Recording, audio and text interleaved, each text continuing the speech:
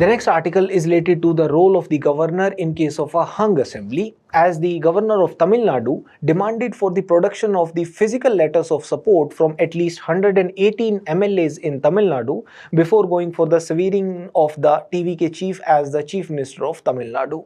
Therefore, we'll discuss the role of the governor in case of a hung assembly, the observations of the Supreme Court in this regard, as well as the suggestions of a few committees. This is important in GS2 under the topic appointment to various constitutional posts, powers, functions and responsibilities of various constitutional bodies.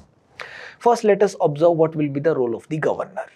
The governor appoints the chief minister under Article 164. Now, if there is a hung assembly, then there is no fixed procedure for choosing a chief minister. Rather, it is based upon the constitutional conventions, and the primary objective of the governor in such cases is to ensure that there will be the formation of a stable government. So, how does he go about it? He is guided by the recommendations of the Sarkaria Commission, the 5-member committee of the governors appointed by the president, the conventions established through various Supreme Court rulings.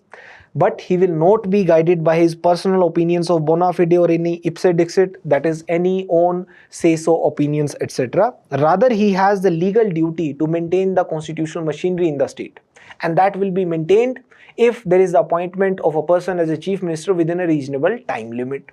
Now, this reasonable time has also not been defined, but the governor cannot wait indefinitely. If he waits indefinitely, this allows an opportunity for horse trading of the MLAs. And the Article 356, that is the imposition of the president's rule, that can also be resorted only as a last resort.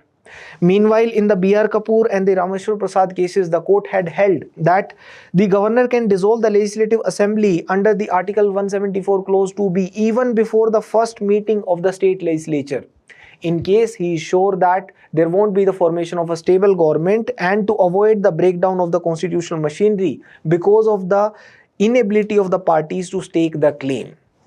Therefore, what will be the order of preference in which the governor will extend the invitation to the contenders? First option, as per the Sarkaria Commission and also as per the observations of the Supreme Court in the past, first he will give the invitation to the pre-poll alliance of the parties which has a clear majority in the assembly. The second option will be, if no alliance, no pre-poll alliance has a clear majority, then he will invite the single largest party that could possibly demonstrate the majority support in the assembly. Meanwhile, in the S.R. Bommai case, the court had even held that there is no obligation for a political party forming the government for it to have a majority in the assembly. There can be minority government also, where it has to just ensure that it enjoys the confidence of the House. The third option will be that he can allow a post-poll alliance also to form the government which can demonstrate the majority, because the coalition governments, they have become the new norm now. And the last resort will be the imposition of the president's rule, that is, he can recommend for the imposition of the Article 356 in the state. Therefore, the floor test becomes the objective means to prove the majority in the House, and whereas the Tamil Nadu governor insisted on the production of the physical letters of support, therefore the writ petition was also filed in the Supreme Court challenging the same, and hence, as per the committee of the governors also, the test of confidence has to be done via the voting in the assembly. And in the S.R. Bommai case also, the court had observed that the floor test is usually for the incumbent chief minister who is alleged to have lost the majority support. The floor test should not be used for the formation of a new government. But later on, the Supreme Court itself had observed that it is better to leave the fate of the electorate's mandate in the voting. It should not be left to the personal discretion of the governor. Therefore, the floor test only should determine the confidence even while the formation of the government is there. Let us also observe some other judgments of the Supreme Court regarding the governor. In the Rameshwar Prasad versus Union of India, the court had held that the governor enjoys immunity. He has the immunity under Article 361, that he is not answerable to any court for the exercise of his powers or functions or any acts done in his official capacity. But the court can examine the validity of these official actions also on the ground of mala fide. And if there is whimsical conduct, then this is subject to judicial review. Additionally, for the imposition of Article 356, it should not be based upon his individual opinion.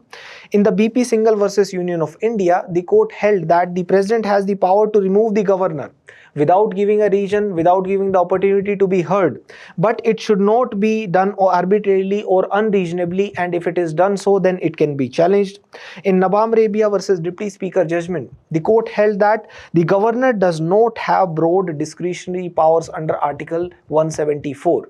Therefore, he could not summon or determine the legislative agenda or address without the consultation with the Council of Ministers.